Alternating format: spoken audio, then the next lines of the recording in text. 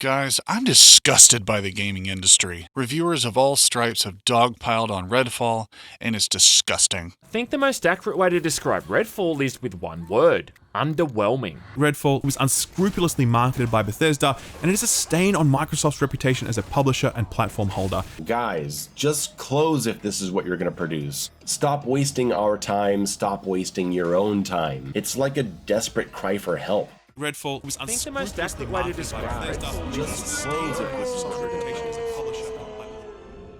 But you know what no one's willing to admit? It's easily the best game that ever came out on May 2nd, 2023. There, I said it, and I don't care who knows it. But I don't care who knows it. Okay, but seriously, we need to talk about Redfall. A lot of what you've heard is true, but is there anything here worth rooting for, or is its weapons-grade mediocrity too much to overcome?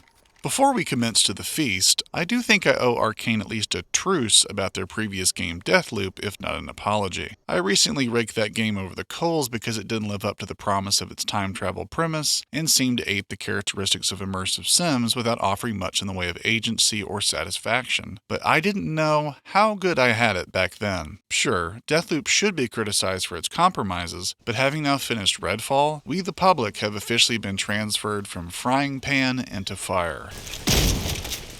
It's hard to suss out where this project went wrong. The game's been in development for 5 years, long before the Bethesda buyout in 2020, so it's not just a case of Arcane fat-catting around and phoning in their latest game. Furthermore, Phil Spencer even admitted that Microsoft should have started monitoring development much sooner than they did, and noted that Redfall's most damning feedback wasn't its technical state, but its unrealized creative potential. Spencer maintained that mock reviewers rated the game highly enough during development that everyone felt confident in the game's trajectory.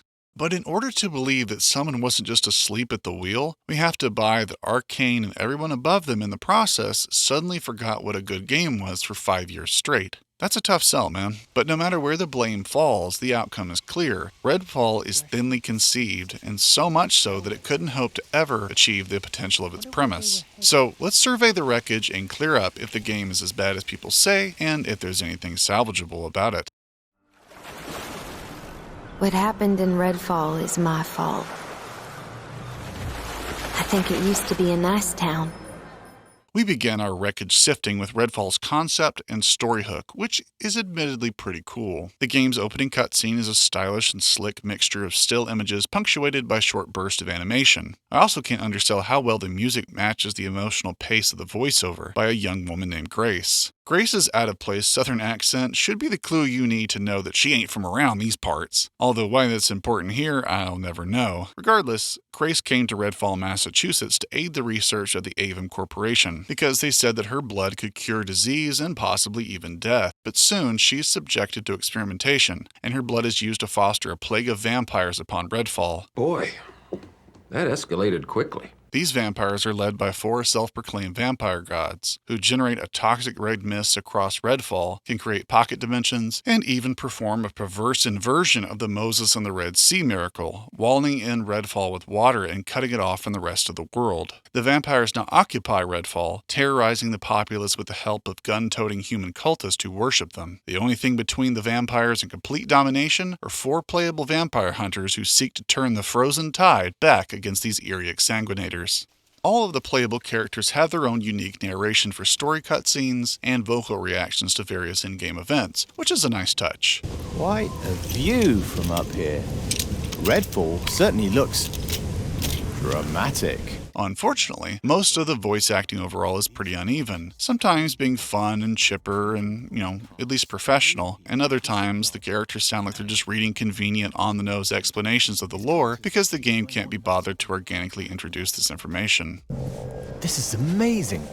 Some kind of collective consciousness. A lair? A nest? Nest. Yes, I'm calling it nest. There's also some of the most tone-deaf line readings ever when describing gruesome or dramatic subject matter that's read with all the urgency of someone giving you their order at Taco Bell. It's all very tell, don't show, too, and no better example of this is the ridiculously stiff cutscene presentation throughout the rest of the game. So the intro cutscene used this kind of painted concept art style come to life very well, indicating motion and emotion as needed. Now, perhaps it works best here because it doesn't have to do much, the voiceover doing the heavy lifting, but every other cutscene is much less entertaining by comparison. Often just a camera slowly zooming or panning across a still, even when characters are dialoguing back and forth. And in missions where you activate psychic energy and trigger flashbacks, the characters involved in the flashbacks are just these blue hologram-looking things that stand almost stock still and deliver dry information back and forth. None of it is economical, and there's nothing fun to bask in while the info goes on either. These psychic flashbacks and any voice recording you find all have to be listened to in proximity to where you found them, too. So if one's taking too long to finish up, you can't start walking on to the next objective while you listen, as eventually you won't be able to hear it anymore. I'm also kind of amazed at how lifeless the NPCs are. Their voice actors are fine, I guess, but they just sort of stand there, stock still in one pose inside the hubs, and deliver bland word salad context for fetch quests. They also have a bad habit of talking over each other, like in the second area's Maritime Center when an old lady named Connie speaks with and over Dr. Lawrence Tran. I did some nature tours at that camp. I'm What so a sorry, waste. Connie. No one knew what was going on. And because Tran can't catch a break, another survivor called Rebecca Mitchell even tells the Asian doctor that he's weak and noodly. I mean, yeah, you're noodly and shy. Holy shit, Rebecca, racial much? Suffice to say, the voice acting and storytelling is very uneven and often boilerplate. Some of the emotional scenes in the game, like a eulogy for a young girl, are such unearned sentimentality that the players can't possibly relate to because we only just found out about her and are now expected to swoon with sorrow at her passing. Amelia, I don't know what to say. What you went through was unimaginable. I'm sorry. I'm sorry no one was there for you. All we can do is remember and help you find some peace. I'll do that for you. I promise. You serious? There just really aren't any characters or relatable situations. It's just story ideas and raw information and plot points delivered with little flair or care for dramatic pacing. Now, I know that cutscenes comprised of stills are something they've used in the past with Dishonored, but these are almost always underneath voiceovers, sort of like montages where they work best. Arcane feels like they're regressing here with the most phoned-in cutscenes and storytelling possible. Okay, so that's how the game sounds, and as for how it looks, I'm kind of torn here. The general art design has that pleasingly exaggerated Arcane look to it and that nice comic book colory contrast in many places. Later areas like boss arenas in alternate dimensions or when mist fills a graveyard at night just before the vampires attack are really, really awesome, and it makes you wonder if Arcane's art team are the only guys and gals earning their keep over there. The world really feels like an East Coast fishing town. Boats lining the shore as well as the dreamscapes, seagulls calling from afar, and the architecture having that whitewashed quaint look to it. But even the menu screen has texture pop in. In game, you'll see frequent texture flicker in the distance, momentary freeze frames, audio skipping in the vampire dimensions, even the last boss fight. There's an intravenous cannula for each of us. Don't worry. Gun sounds missing.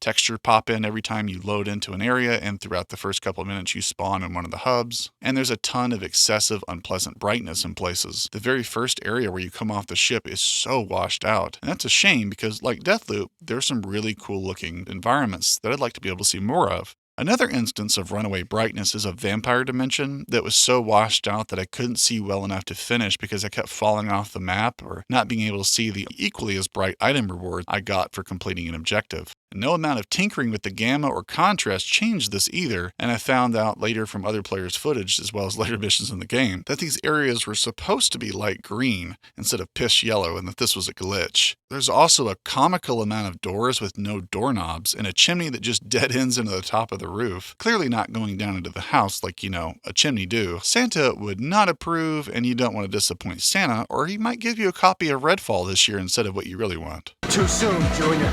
Okay, well that's how hot the game looks and sounds, but beauty isn't just skin deep. So let's get into what truly matters. How much money you make. I mean, your actions, or what you get to do in the game. Any discussion of Redfall's gameplay should start off with the playable characters, of course, because they're all unique and fleshed out enough that they inform a great deal of your enjoyment. These 4 hunters include Jacob, a former PMC, whose encounter with a vampire god gave him the ability to cloak, or summon a crow, or auto-targeting sniper rifle. After AVM experimentation, Layla can create a shield, a lift ability that can be used defensively or offensively, or summon her ex-boyfriend who's a vampire. Remy can summon a robot decoy, throw C4, or heal her allies. I ended up picking the 4th hero Defender, because I love that name, but also because he has the most badass power suite like an electric javelin, a teleporting pad that he can throw, and a UV AoE attack that can petrify vampires caught within its blast for a follow-up one-hit kill. You earn XP for each mission completed and eventually unlock your character's 3 powers, and then can spec out their respective skill trees for these powers to your liking, changing whether,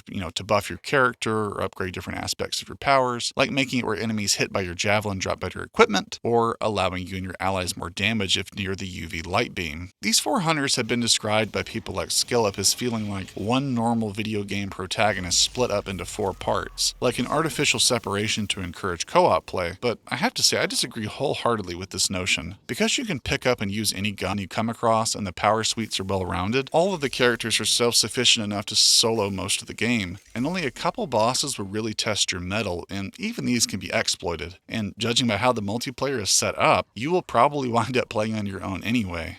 Let me explain. So when you start the game up, you choose your character and start a lobby. Normal stuff, right? Well, if you'll notice, you can only host or start a game. There's no quick join option. Director Ricardo Bear, whom my wife genuinely thought was Bruce Willis when I left up an interview of his on my computer, said in a March 2023 interview that there would be drop-in and drop-out co-op and that they'd be walking back their always-online single-player requirement. Well, it's May 20th when I wrote this and May 29th when I recorded this, and neither one of these things have been corrected yet. I repeat, in a 2023 game by a lauded studio now backed by one of the biggest corporations in the world, I have to invite players one by one to come to my game. There is no matchmaking of any kind whatsoever, despite this being a ubiquitous feature since at least the 7th generation of consoles. Let's get you fixed up.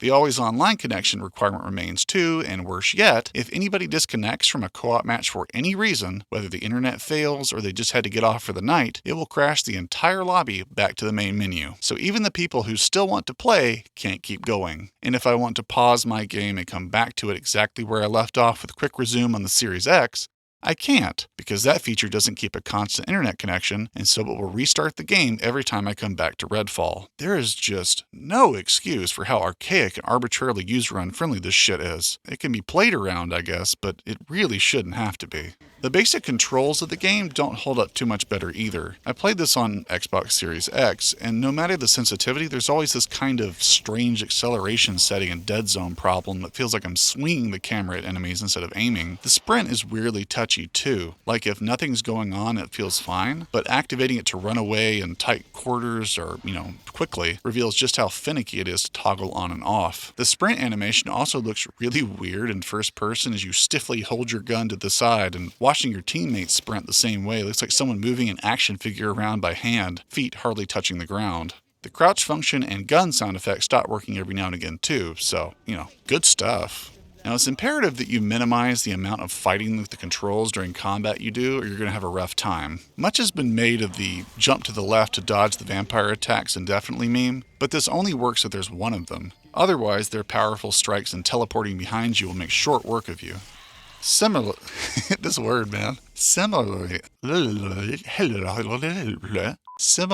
human AI isn't super smart, often failing to take cover or taking too long to notice you, but if you do, you'll get shredded in a heartbeat. Maybe it's a Series X thing, but they were a lot less helpless than the PC footage I've seen, which made me kind of sad. You'll need to handle enemies very quickly with as little fuss as possible, either by using the DPS of the machine guns to score headshots against humans, or by taking out vampires with one-shot weapons like stake launchers, sniper rifles, and shotguns. Weapons come in usually increasing high rarities, but they have no real special features other than, higher stats and a couple buffs here and there, maybe to headshots, or this does so much extra damage here or there. And you spend a lot of time in menus just sort of salvaging all the old junk and realizing that only 2 or 3 weapon classes are any good anyway. I ended up using the shotgun as my workhorse weapon, which is surprising in a game with UV weapons and stake launchers, but not unwelcome. A surprise, to be sure, but a welcome one. As such, I either picked off enemies from afar with one-shot weapons like the stake launcher, or mostly just let them get in close so that I could take them out with a couple shotgun blasts so I wouldn't have to fight the aiming and the erratic AI in open combat across varying terrain. Sometimes you'll get into a rhythm like this and the game will really start to feel like it's at its best, like a Blade the Vampire Hunter simulator.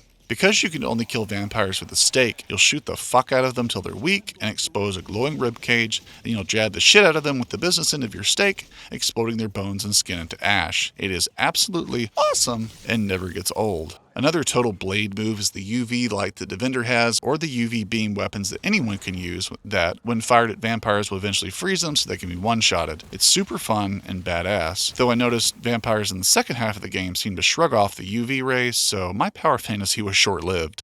But even if you've got powerful weapons, Arcane left out a bog standard, basic ass feature in a weapon wheel or a weapon select, meaning you'll have to cycle through all three that you have equipped manually and in the order that they're in order to get to the one you want. This, coupled with having to hold a button to heal mid-combat, means you're often getting tangled up just trying to do the basics of survival and taking tons of unnecessary damage while doing so. The messy combat and your weak constitution don't lend themselves well to long, tense firefights either, so it's very kill or be killed, which can be kind of empowering when it goes off, or rather irritating when you have to die and respawn and run all the way back out there to where you were. So that's the gameplay proper, and if you and or your homies can stomach all this foolishness, you'll be playing what is essentially just a Far Cry at home open world game that's just a little too open. Objectives are spread way too far apart, and there's very little enemy presence along the way to keep you entertained. Not to mention there's almost nothing worth discovering or exploring, as most houses are either impenetrable or just filled with knickknacks. Only one random world event ever spawns, and they're called nests, which are pocket dimensions that play like one long vampire-infested corridor that leads you to an end room where you destabilize the nest and can go on a shop till you drop loot spree before it collapses around you.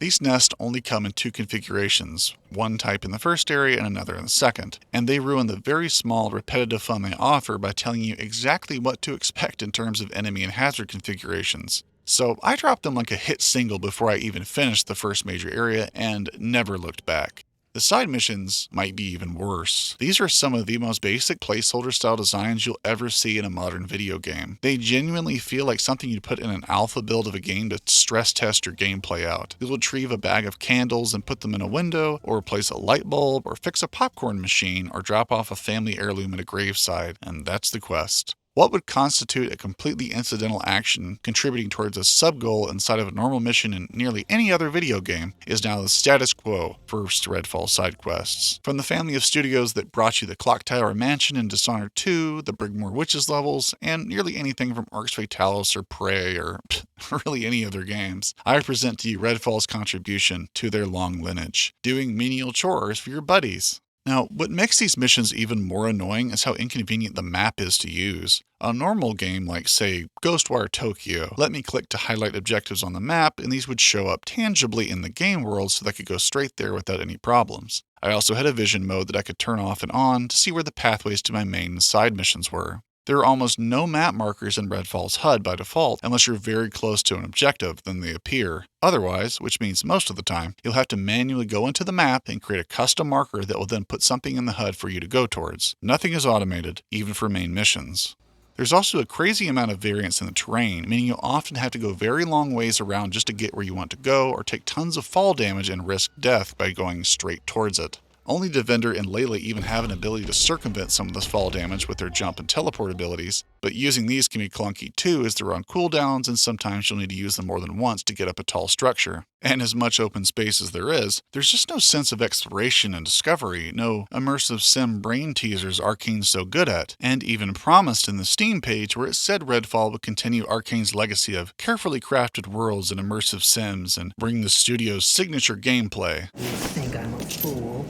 It's amazing how uninteractive the environment actually is. You can shoot red barrels or any part of a car a couple times to make them blow up, but that's about it. You can, I guess, shoot out second-story windows and buildings, but the game almost never let me throw Devender's teleport pad through the window to get up there. I had to find a key or just move on. There's one or two areas where you can either find a key or unlock a door with a hacking device or a lockpick, and maybe one area where the door is locked and you jump up on the roof and drop in through a skylight, but that's really it. This is a far cry from good on its own, and certainly an embarrassingly low bar to settle for from the guys who have made some of gaming's most detailed and multi-path levels ever. Now, one way to make the travel times less tedious is to find safe houses, which requires a very quick quote-unquote puzzle to activate, sometimes just requiring you to turn the key on a generator to get them operational, or one time where I had to use some hacking devices to turn off a sparkling electric complex to turn the power back on. Like the hub areas where players can resupply and talk to stiff-ass NPCs who are as boring to speak with as Destiny and Anthems, the safe houses can be fast traveled to, and are also home to the safe house missions, which are essential to beating the game. Each safe house you find has 2 missions that must be completed in order. One sort of pest extermination mission, like clearing out an area or taking down a corrupted tree with a vampire inside, and then another that involves finding and killing the area's underboss. These named underboss characters feel like they're going to be exciting to fight, but maybe 1 or 2 of them even have unique models. They behave just the same as the rest of them, and are often barely any harder to kill than the other vampire varieties. Only one of them really stood out to me, and that's the vampire in the church. The church is pitch black, so your weird, almost textured flashlight beam is essential here. There's foreboding as you cautiously weave your way through the pews and corridors of this place, fearing what monster the priest has become. It's tense and pregnant with menace, and really feels like the vibe that would have made Redfall a great game had it really leaned into this on a moment-by-moment basis. But unfortunately, it's soon over, as Father Gideon's a pushover. He drops his skull, and anytime you've killed 3 of these underbosses on a map, you can use them as keys to unlock the boss missions, which are available at the end of long main story quest lines. These boss fights are a really interesting case of where you can see the old Arcane kind of poking through and just not quite making it. The bosses look great, and their arenas have that typical cartoonish eeriness shared by Delilah and her otherworldly haunts in the Dishonored series, gnarled roots, surrealist architecture, and otherworldly atmospheric imagery. But almost all of the areas that lead up to the bosses are just straight and narrow hallways, and the boss fights themselves are all exploitable. The first 2 bosses I fought could be cheesed while shot from behind a pillar, only having to move occasionally to dodge a stream of projectiles or some red mist, and then moving back to where I was to continue until the boss died. A later boss can be cheesed by running up the root of a tree to the top and letting her spawn below, where she'll have a hard time hitting you. Unfortunately, no matter how cool these bosses look, they're all weirdly easy or clunky as hell to engage, and more of a relief to be done with than a rewarding challenge to overcome. And these are supposed to be your rewards for trudging through the extremely bland storyline? Ugh. The best 2 are the Hollow Man who speaks in spooky baritone over monitors littered around the world, and he really feels like the big bad that the game needed, but he's really just your first obstacle for whatever reason. Do you see what I created? Do you see what I am? It will be the last thing you see. Bloody Tom is an even more monstrous fellow than the Hollow Man, speaking in your head with guttural grimness, but again, he's subjugated to the menace of the other far less interesting bosses, whose motivations I couldn't tell you if I tried, who are far less imposing, scary, and cool. Worst of all, these bosses aren't characters, they're just sort of gameplay conventions with window dressing backstories. They're not the highlights of the game, unfortunately. Instead, there are just a couple of missions that recall the Arcane we know and feel like they're really tapping into the "this is why we came to play this action horror game with vampires" feeling. Take the House of Echoes level, for instance. You come to a haunted manor and have to retrieve 3 dolls and put them in the correct rooms in the house in order to trigger a psychic event. And much like Dishonored 2, you'll be warped back in time to relive a flashback sequence about a tortured young girl at the hands of an Avon employee. And while it's as dryly delivered as the rest of the cutscenes, at least it feels different and creepy and has some pageantry like the butterfly imagery representing the girl's innocence lost. There's some sense of place and poetry, of negative space for the audience to read into and start using their own imaginations.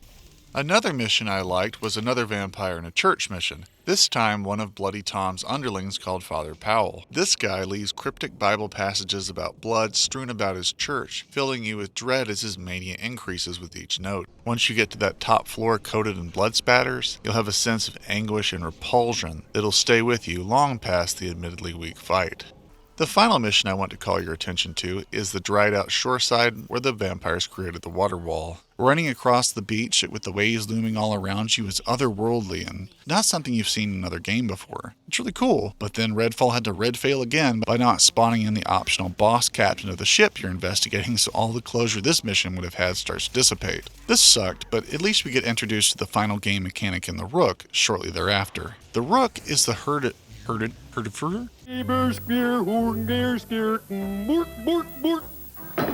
The Rook is that hooded figure we saw in the much-maligned IGN gameplay trailer. He's introduced late in the first half of the game and becomes a looming threat for the rest of the game. The way that he works is anytime you finish a mission, or kill a special vampire like an underboss, or raise an alarm from one of the human cultists, a meter ticks up, and when it's full, the Rook is summoned in a red electrical storm and you have to kill him before he'll go away.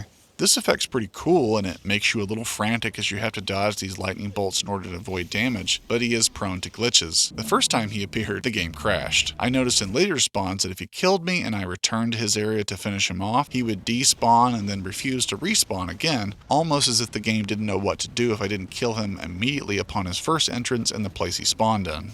Rook fights are never interesting enough, unfortunately, at least in single player, as he's so much stronger and faster than you are that he kills you easily. Every time I killed him, I relied on him getting stuck on something, or a coincidental good break like him running into a ravine that slowed his next move for a sec so that I could unload while he tried to find a way up. If you want to see how unremarkable he is to fight in co-op, just rewatch that IGN gameplay again and don't thank me later. And it's too bad. The Rook is a clever little idea and one of the few sparks of creativity that feels like Arcane is finally thinking about game design with risks and rewards and not just painting by numbers to make Vampire Destiny. Actually, Destiny's worth mentioning here. Among other games, this game leeches off Destiny specifically, from its fucking cursor controls even on console, Destiny's tiered weapon drops, the stiff NPCs that are just storefronts with faces, the repetitive and simplistic missions, and the hold interact button to do anything besides shoot. And while I think Destiny wears out pretty quickly itself, it does have its charms. It has tight shooting and beautiful concept art come to life graphics.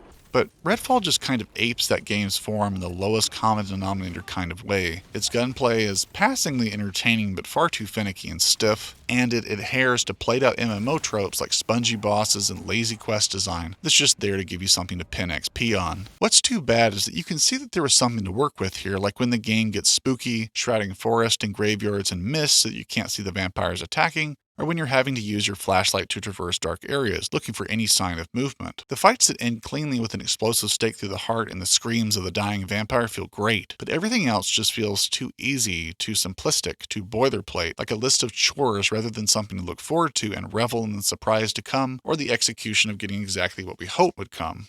I also can't figure out how a project headed by heavy hitters like Harvey Smith and Bruce Willis, Ricardo Bear, who were famously great on Deus Ex, Dishonored, and Prey, somehow signed off on this in one way or another. We've never heard about whether Bethesda or ZeniMax meddled with something or not, and Phil Spencer is so woefully out of touch with the whole process that his cluelessness might actually give him an alibi for, not fucking it up, even if he ended up doing nothing to unfuck it later down the road.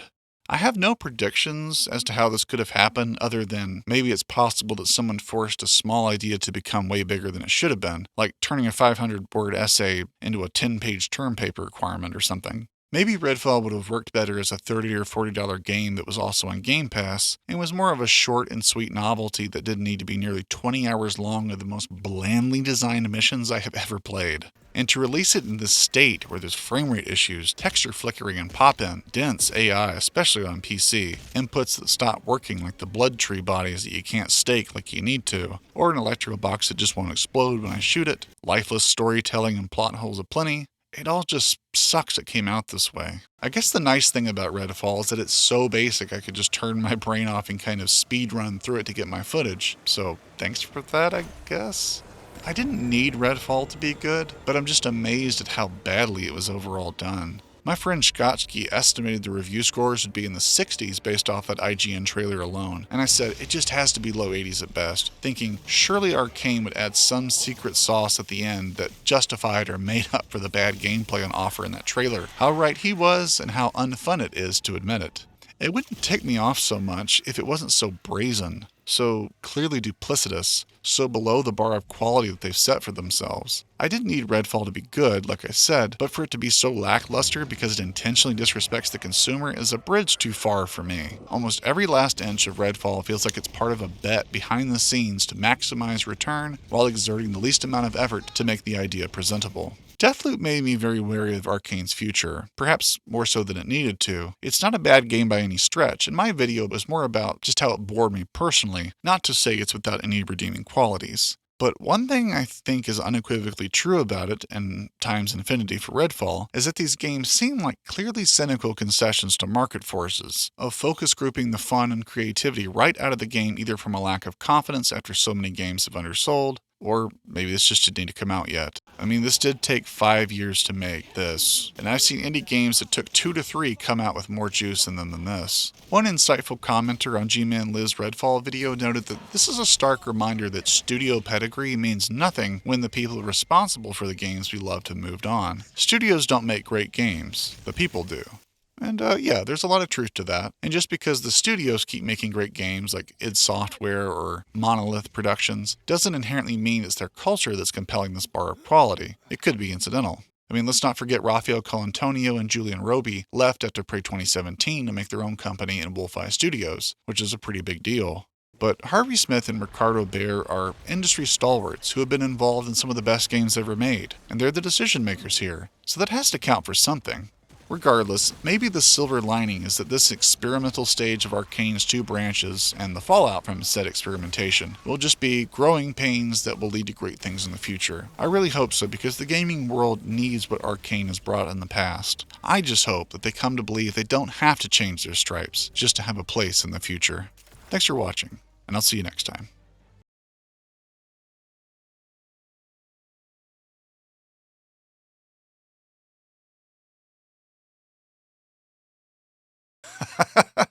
Holy shit. Jason Schreier must have heard me finishing up the voiceover edit on this because he just dropped his tell-all behind-the-scenes article on Redfall's development on June 1st.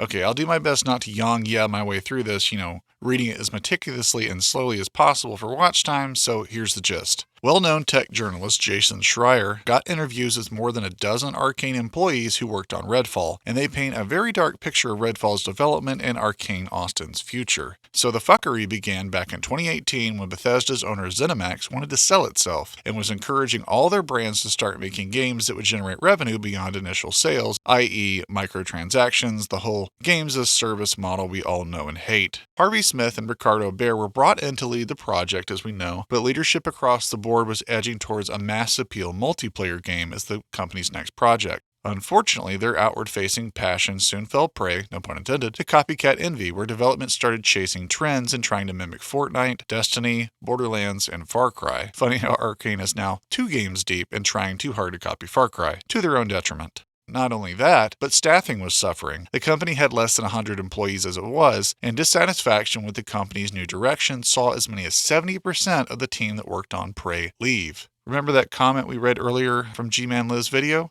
Good call, man. You hit the nail on the head. Development got so bad that Arcane employees even hoped that Microsoft would cancel the title to free them from the shackles of a genre and business model they did not come to this company to participate in. So morale plummeted, and as the game got smashed by fans during its gameplay reveals, Harvey Smith and others assured us that once final art was implemented, that the Arcane magic would surface and we would all be saved. Employees note that Smith talked a big game about getting rid of microtransactions earlier too, but the game had them for 3 years till in 2021 they became so unpopular in the zeitgeist that they were eventually dropped. Remember how I disbelieved my buddy Scotchy's dark predictions and thought Arcane could, pull through and make at least an 80 plus on Metacritic kind of game? Well, hope sprung eternal, but to no avail. I'm not gonna lie, it's a little vindicating for me to rail on Deathloop and Redfall and see that every red flag we saw was true after all, from arrogant, trend-chasing business directives from higher-ups to disingenuous, distracted project leads who know better saying one thing and doing another. Everything we feared is true. No one is safe from greed and sloth, it seems. I hope this is a lesson embarrassing enough to never have this conversation again surrounding an Arcane product, much less a much-touted Microsoft exclusive. I'm too deep in Arcane's case and already sick of it.